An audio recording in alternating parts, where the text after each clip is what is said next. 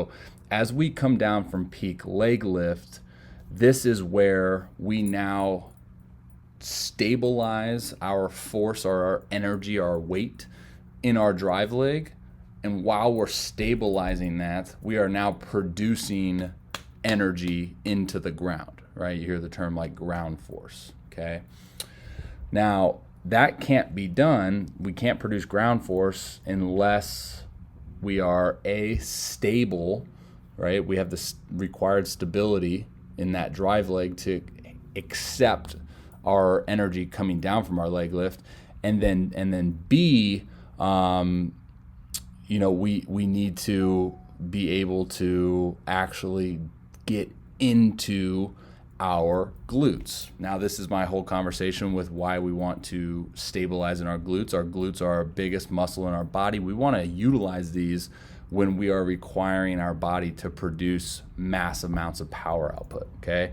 So not only us loading in our glutes, not only does that better equip us to stabilize our energy, but it also better equips us to produce energy into the ground, right? So you just see kind of here in this position, Jacob's, he's kind of just coasting down the mound, right? He hadn't really loaded his hip. He hasn't loaded his drive leg, and he hasn't produced a whole lot of energy. Now, it might be feeling like he is because his head is now dipped over his backside, which isn't bad by any means, but that might be a sensation that you're creating this kind of feeling for, right? So this is going to be our best view of this, because we're going to talk about, or we already talked about how, the required stability and the force into the ground. Now we're going to talk about the direction, right? So this is what I would consider a quad dominant load, right? So as he goes to stabilize that in the drive leg, watch his direction now go completely, towards like kind of that 45-degree angle. Now, again, there's people that do this, okay? It's kind of a crossfire type-esque delivery, right? So it goes back to what I was saying earlier with the glutes, why we want to stabilize in the glutes, for those two reasons of better equipping us to stabilize that incoming energy, and then better equipping us to produce more energy.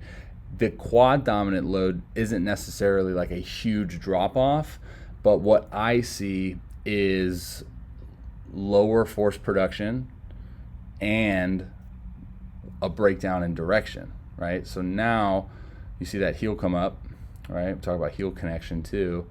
Now our energy is being distributed? Whoa.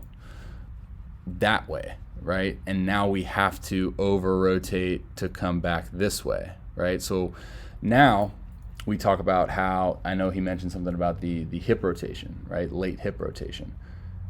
So 100% late hip rotation, but I'm not going to just say, hey, you have late hip rotation, like do these drills and this. Your late hip rotation is now a byproduct of the breakdown of direction in your delivery, right? Because our hips can't rotate early and get into that front foot strike position right there, right? Because that's not where the direction is going. You see the front foot too, right? See how that direction is pointing, let's put my mouse on it. See how it's pointing this way, right? Instead of, if we go linear, right, then our hips can rotate early, which will then create more separation. That's another breakdown with late hip rotation, is now we're limiting ourselves with the amount of separation we can get from our shoulder to our hip, right?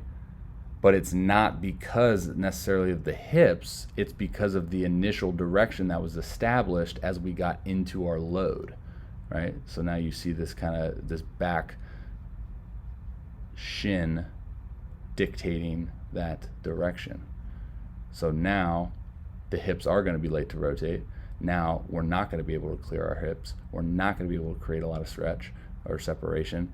Now we have to pull to throw.